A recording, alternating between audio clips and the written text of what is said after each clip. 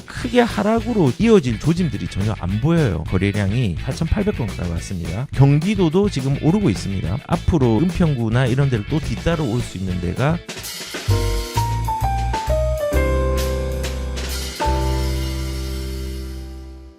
집값 폭락 기다렸던 그들 결국 마음을 바꿨다. 집 사겠다. 전화통 불났다. 라고 얘기를 합니다. 여기 지금 성동구뿐만 아니라 몇 군데가 좀 있습니다. 그래서 지금 KB 가격 동향 조사를 이제 올해 6월 달에 했거든요. 근데 이 6월 서울의 매매 거래 활발 지수라는 게 있습니다. 근데 이 활발 지수가 3년 11개월 만에 거의 최고 수준입니다. 그리고 매도자가 100배상, 그리고 버스를 대절하는 사람들도 지금 지방에서 있다고 하고 줄 서는 것도 광경도 있다라고 얘기를 합니다. 저는 직접 보진 못했습니다. 근데 그런 소문들을 들었습니다. 소문들을. 그래서 이 100배상이라는 거는 가계약금의 2배를 배상해 주는 겁니다. 그래서 계약을 취소한 그 원인자가 이 계약금의 2배를 배상해 주는 거기 때문에 지금 매도자가 100배상을 해주고 계약을 취소하는 경우도 지금 생기고 있다고 하니까 지금 시장이 조금 많이 돌아선 부분들은 맞다고 생각을 합니다. 그래서 아직까지 완연한 상승장이라고 저는 표현은 하진 않겠지만 이제 7월 됐죠. 이제 7월에 통계량들이 마저 나오면은 이제 상승장이구나라는 부분들을 명확하게 이제 표시를 좀 해드리는 게 맞는 것 같다는 생각이 듭니다. 그리고 지금 시장을 보면은 영영 무주택자면 어떻게 치솟는 집값에 패닉바임 조짐. 지금 서울의 거래량 추이가 이제 뭐 지금 전세는 조금 떨어지는데 매매에 대한 추세가 계속 늘어났죠. 그래서 5월달 기준으로 해서 거의 5천 건이 되었잖아요.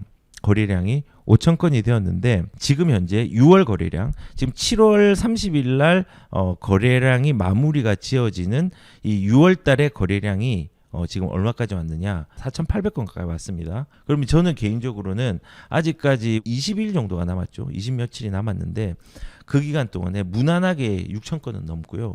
7,000건까지는 모르겠지만 6,500건 이상은 넘길 거라고, 지금 7,000건 가까이 갈 거라고 저는 생각을 하고 있습니다. 그 말은 지금 거래량들이 계속 올해에 계속 갱신을 했죠. 서울 같은 경우는. 그래서 특히 지금 최근에는 성동구 같은 경우가 인기가 이제 되게 좋고, 그리고 용산구도 도원동이라는 데 보면 아파트가 하나밖에 없습니다. 국제업무지구 뒤쪽에 보면은 하나밖에 없는데 거기에도 움직임이 좀 생기기 시작했습니다. 마포랑 맞닿아 있는데, 그리고 용산의 이촌동 같은 경우도 조금 집값이 움직이고, 마포구, 그다음에 마포구에는 이제 그 아이언뉴타운 주변이나 염리동 쪽, 신공덕동 쪽 주변으로도 가격들이 많이 올랐습니다. 예, 움직이고 거래량도. 그리고 서초구 같은 경우는 지금 반포하고 잠원동에 이제 대잔지 중심으로 호가들이 지금 많이 올라갔습니다. 계속 올라가고 있어요. 그래서 제가 얼마 전에 이제 상담을 좀 했던 분들이 이제 반포에 사고 싶어서 반포 상담을 했거든요. 그래서 반포에도 1급지, 2급지가 있습니다. 개인적으로 생각하기에는 1급지, 2급지가 있는데, 원래는 1급지에 갈 수 있는 돈이었는데 2급지 정도를 조금 고민을 하면서 이쪽으로 가야 되겠다 생각을 했는데, 이조차도 지금 호가들이 올라서 반포 같은 경우도 가격들의 움직임들이 이제 눈에 보이게 활발하게 일어나고 있는 것들을 좀 알 수가 있습니다. 그래서 뭐 이제 조금 하급지 중에서는 저는 좀 지금 눈여겨봐야 되는 게 은평구고, 그 다음으로 이제 앞으로 이 은평구나 이런 데를 또 뒤따라 올 수 있는 데가 이제 노원구, 도봉구 이런 지역들, 이제 더 하급지죠. 관악구 이런 지역들입니다. 그래서 서대문구도 움직임이 좋고, 송파군도 움직임들이 조금은 숨고르기를 하고 있지만 그래도 괜찮게 잘 올라가고 있습니다. 되게 신기한 거는 이제 상급지 송파의 잠실뿐만 아니라 송파에 있는 하급지들도 지금 움직이고 있는 양상들이 생기고 있다는 겁니다. 그래서 지금 거래량들이 지금 계속 올라가고 있고, 요것도 이제 꾸준하게 지금 거래량들은 계속 7,000건 가까이 6월달 거래량들이 이제 통계가 찍게 되면은 가지 않을까라는 이제 생각을 가져봅니다. 뭐 지금 3억 뛰어도 턱턱 산다 형님들이 가세한 서울의 시장, 아파트 시장의 분위기가 많이 달라졌다. 비단 서울만 그럴까요? 서울의 인접 경기 아파트의 거래량도 대폭 상승을 했고, 집값 상승에 내 집 마련의 수요가 이제 늘어났다라고 했는데, 뭐 여기 보면 1월 대비해서 거래량이 51% 증가했고, 과천, 성남, 용인, 수원 같은 경우는 30%가 늘어났는데 뭐 이런 게 신생아 대출 영향도 있겠죠. 예, 근데 과천은 신생아 대출에 영향을 받는 데는 아닙니다. 근데 아무튼 지금 경기도 같은 경우도 매매 거래량들이 4월 달에 이제 매매 거래량들이 이제 1만 1,000건, 1만 2천 건 가까이 됐고요.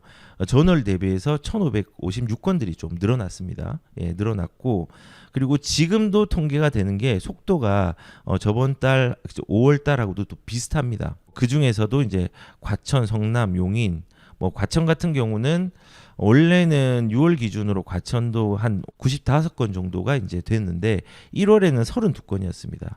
거의 뭐 몇 프로가 는 거야? 196%가 늘었죠. 그리고 성남 같은 경우도 1월 달에는 한 300건 정도인데 지금 700건. 수원은 760건 정도 있는데 이게 한 1000건 이상. 용인도 한 600건 정도에서 1000건 이상으로 늘어났습니다. 거래량이 실제적으로 30%가 늘어났습니다. 그래서 지금 경기도에서는 서울 진입이 용이한 입지 그리고 인구가 수원이 제일 많죠. 이 수원도 이제 분당선 중심으로 신축 그리고 이제 입지적으로 진보가 좀 잘 되고 있는 지역으로 거래량도 많이 늘고 가격들도 전세가도 오름세에 있는 것을 알 수 있습니다. 그래서 경기도도 지금 오르고 있습니다. 그 움직임은 주요 지역들 위주로 이제 움직임이 나타나고 있습니다. 지금 보면은 2달 새 1억이 뛰었다. 지코노비에서 이런 얘기를 했네요. 경기도입니다. 경기도의 거의 대장 아파트라고 할 수 있죠. 과천이 아닌 푸르지오 그랑블 얘기를 하고 있는 겁니다. 그래서 지금 경기도의 주요 지역들의 아파트, 과천도 그렇고 이제 이 분당도 그렇고 가격들이 움직임들이 지금 점점 확산이 되고 있는 부분들을 조금 볼 수가 있습니다. 저는 무조건적으로 가격들이 확산되고 움직인다에 뭔가 뭐 이게 장점이고 이제 기대해라 이제 폭등이 되면은 여러분들은 돈 벌 것이다 이거를 말하는 게 아니라 지금 현상들을 말하고 있는 거예요. 그리고 사실은 부동산은 이러한 현상들을 이용하는 거거든요. 이용을 잘 하는 기준과 용기가 있는 사람들이 사실 이 부동산에서 자산들을 조금 많이 불릴 수가 있는 사람들입니다. 그런데 지금 요런 입지 같은 경우는 사실은 대장인데 푸르지오 그랑블이라고 바로 앞에는 뭐 지금 어디죠? 현대백화점 있고 그다음에 GTX로 연결이 되어 가지고 앞으로는 저기 강북에도 편하게 가고 경기도 북부, 경기도 남부, 강남 요런 지역을 다 편하게 가잖아요.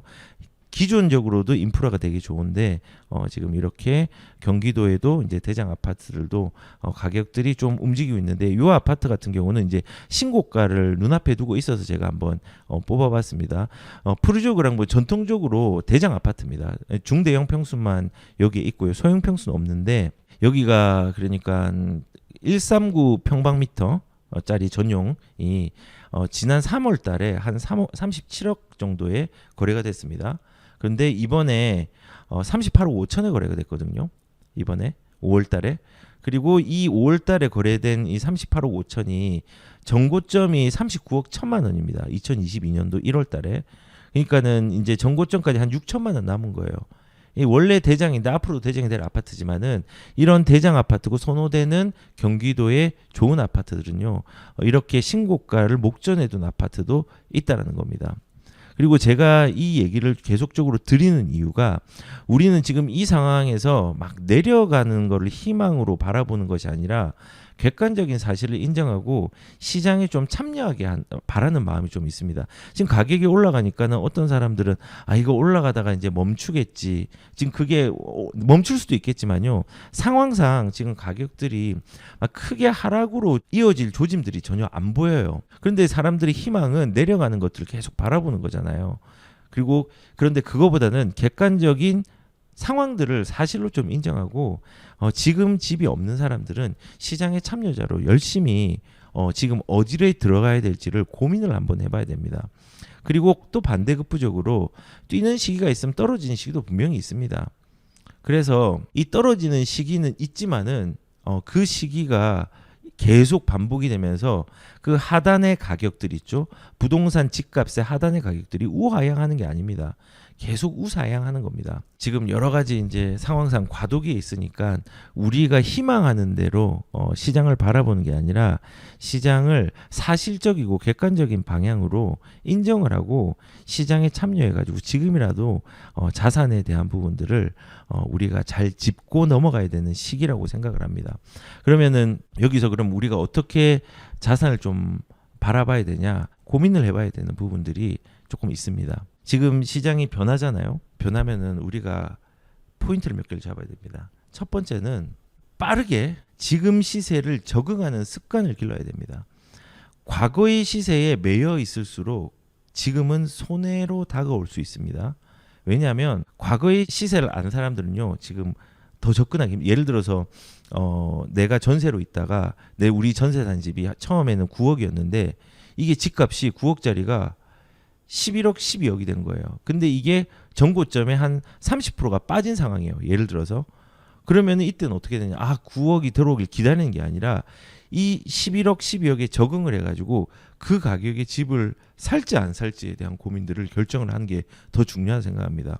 과거를 잊어버려야 돼요. 부모님이 아이의 과거를 알기 때문에 50세가 되어도 아이가 60세가 되어도 그 위에 85세의 부모님이 보면은 그 50대 60대가 아이로 보일 수 있습니다. 왜냐하면은 그 부모님은 아이의 과거를 알기 때문에 그렇습니다. 많은 분들이 저를 상담을 오실 때는 저를 신뢰하는 마음으로 오시는 거잖아요. 근데 너무도 죄송한 말씀이지만은 저희 부모님은 저를 아직도 아이로 볼 때가 많습니다. 성인이지만은 제 과거를 알기 때문에 그렇습니다. 그래서 그 과거를 빨리 청산해야 됩니다. 청산한다는 게 저희 부모님을 청산한다는 게 아니라 내가 알았던 그 과거의 가격들을 빨리 청산을 해야 하고 지금 가격을 적응을 해야지 우리가 시장에서 자산을 늘릴 수 있는 기회들을 잘 맞이할 수 있다는 겁니다. 과거에도 비싸다고 해서 적응하지 못한 사람들이 손해를 굉장히 많이 봤습니다. 93년도에 집값 소득 대비해서 너무 비싸다. 이렇게 해서 집을 안 산 사람들 분명히 있겠죠. 역시 집값이 탈이구나. 집값이 터무니없이 비싸다. 1991년이네요. 목동의 새 시가 주변 땅값, 집값 크게 올라 83년입니다. 이때도 비싸다. 되게 많이 비싸다라는 신문이 80년대도 있고 73년도에도 집값 작년보다 최고 30% 껑충 뛰었다. 이런 식으로 이제 집값이 올라가는 시기들이 60년대부터 70년대, 80년대, 90년대까지 다양하게 있네요. 예, 이게 무슨 말이냐면요. 이때 만약에 집값에 적응을 못한 사람들은요. 이제 10년 뒤, 20년 뒤에 후회를 하게 됩니다. 이 시세가 비싸다고 생각했기 때문에. 근데 우리는 이 비싸다라는 어려움과 미래에 올라올 수 있는 가격, 화폐 가치 하락이 되어서 가격이 결합되는 것들을 동시에 봐야 됩니다. 과연 과거의 가격이 머물러 있을까요? 아니면은 주요 지역이라든지 사람들의 수요가 많은 데는 가격들이 움직일까요? 저는 가격이 당연히 돈이 풀렸으니까 지불해야 되는 돈들이 많아지는 거는 너무 당연한 거거든요. 그래서 과거에도 항상 이런 적응하지 못한 가격에 적응하지 못한 사람들이 항상 손해를 보는 상황들이 많았다는 겁니다. 신문에서 집값 비싸다라고 했던 거는 모든 사람들을 대변할 수 없지만은 그 사회적 분위기가 비싸다라고 인지하고 있었다라는 겁니다. 그리고 2000년도 가볼게요. 2000년대 보니까 과천의 주요 집값들 아파트를 보면은 지금 이렇게 과천의 7억 7천짜리가 이렇게 해서 12억 5천까지 올라가고 5억짜리가 10억이 가고 4억짜리가 6억이 갔다. 이게 2006년도입니다. 미쳤다는 거죠. 집값이 5억이나 뛰었어. 한 달 새. 이게 어떻게 된 일이냐. 집값 못 사. 지금 사면 안 되겠다. 부동산들도 지금 너무 비싸서 더 오르지 않을지 거래가 끊기면 어쩌나 걱정에 휩싸이고 있습니다. 예, 집주인도 혼란이고 세입자도 혼란입니다. 자, 이때 제가 이 신문을 가지고 온 이유가 있습니다. 벼량주공 6단지라는 데가 있습니다. 27평 7억 7천에서 12억 5천까지 올랐습니다. 자, 근데 지금 이때가 2005년도 11월 7일입니다. 근데 이게 지금 현재 뭘로 돼 있느냐? 과천 자이로 됐습니다. 그리고 이게 27평이죠. 27평. 27평짜리가 12억 5천인데 지금 과천에 가보면요. 과천 자이가 30평대가 현재 19억에서 22억을 합니다. 그러면은 지금 15년이 지났는데 15년 치고 한 7억에서 한 8억 9억 오른 거면은 과천이면은 많이 오른 거 아니지 않느냐, 적게 오른 거 아니냐라고 얘기할 수 있습니다. 아닙니다. 잘 보시면요, 지금 벼량동의 주공 6단지 27평이요 대지 지분이 이 당시 얼마인 줄 아십니까? 34평입니다. 과천이 대부분 그렇습니다. 지금 과천이 전국에서 제일 대지 지분 많은 아파트를 가지고 있습니다. 어디냐면은 주공 10단지입니다. 30평이 40평대의 대지 지분을 가지고 있습니다. 여긴 추가 분담금 안 나옵니다. 30평대 그대로 가져가면은. 근데 여기도 마찬가지였어요. 지금 12억 5천으로 올랐다가 이제 27평짜리가 오른 게 12억 5천이 아니라 얘는 지금 40평짜리가 12억 5천이었던 겁니다. 그러니까는 지금 보시면은 대지 지분이 34평을 가지고 있었고 27평짜리가 그 당시에 비례율이 115%였습니다. 그러면 27평을 가진 사람이 44평을 받잖아요. 44평을 받으면요 현금을 4천만 원을 돌려받았습니다. 추가 분담금 내는 게 아닙니다. 그리고 만약에 이 27평짜리를 그냥 27평이나 5구 타입으로 그대로 가져가잖아요. 그러면은 이 당시에 받을 수 있는 현금이요 4억 3천 정도 되었습니다. 제가 계산을 해보니까 어마어마하죠. 그러면은 지금 40평대가 지금 얼마를 하느냐 한번 볼까요? 가장 낮은 게 24억에서 25억, 그 다음에 26억, 27억입니다. 엄청나게 많이 오른 거죠, 사실은. 그래도 많이 오른 겁니다. 그래서 제가 좀 얘기를 이제 드리고 싶은 게 뭐냐면요, 지금 이때도 비싸다라고 생각을 했지만은 지금 생각해 보면은 우리가 가격을 적응한 사람들은 지금 생존해 가지고 자산이 2배로 는 거고요. 이 가격을 적응하지 못하고 집을 팔아버린 사람은요 안타까운 결과, 대체제가 만약에 현명한 선택이 아니었다면요 조금 안타까운 상황들이 만들어졌겠죠. 그래서 적응을 못하면은 이렇게 직간접적인 손해들을 우리가 받을 수 있다는 겁니다. 그리고 이제 2010년도 넘어와서 2015년도 정도에 혹시 용산의 한가람 아파트라고 아십니까? 제가 이제 아는 지인하고 항상 얘기를 한 게 그 한가람 아파트를 너무 사고 싶어 했었어요. 용산은 원합이잖아요. 어떻게 사람들이 많이 원하는 곳이잖아요. 근데 이 용산의 한가람이 그 당시에 2015년 당시에 한 5억 중반이었습니다. 근데 그때 너무 비싸다라고 했어요. 그래서 살까 말까 심사숙고라는 낭비를 하게 된 거예요. 심사숙고가 무조건 좋은 건 아닙니다. 부동산에서 가끔씩 심사숙고가요 시간을 낭비하면서 자산에 대한 부분들을 의사결정을 뒤늦게 해서 손실을 나게 할 수 있습니다. 그래서 저는 개인적으로는 부동산에 현장에 갔을 때 너무 심사숙고하는 것들은 오히려 손해를 갈 수 있는 부분도 있다고 생각을 합니다. 근데 아무튼 제 지인이 용산을 그때 5억 중반에 살려고 했어요. 중후반에.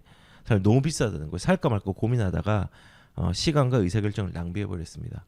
그리고 시간이 좀 흘렀습니다. 6억 정도 넘어가고 2017년도가 되니까 한 7억 정도가 된 거예요. 아 이거 그때 살 걸. 못 샀어. 이거 어떡하지? 2017년도에도 뭐 한가람이 7억 정도면 비싸다고 판단이 됐습니다. 근데 2019년도가 되니까 어떻게 됐습니까? 가격이 떨어졌는데 10억이 넘어간 겁니다. 근데 그때도 사고 싶었는데 너무 비싸다 생각했던 거예요. 2019년 가격이 떨어진 시기가 있었잖아요. 근데 비쌌습니다. 근데 지금 2024년도는 가격이 떨어졌는데 16억에서 17억입니다. 정고점이 19억이었습니다. 최고점이. 근데 떨어져서 16억, 17억이 됐습니다. 아마 이거를 제 지인은 못 살 겁니다. 아마도 평생 자기가 사고 싶은 집을 못 살 수도 있다는 생각이 듭니다. 왜냐하면 내가 과거에 비싸다라고 생각했던 그것조차도 비쌌는데 그보다 더 올라버렸잖아요. 과거에 매몰돼 있는 거예요.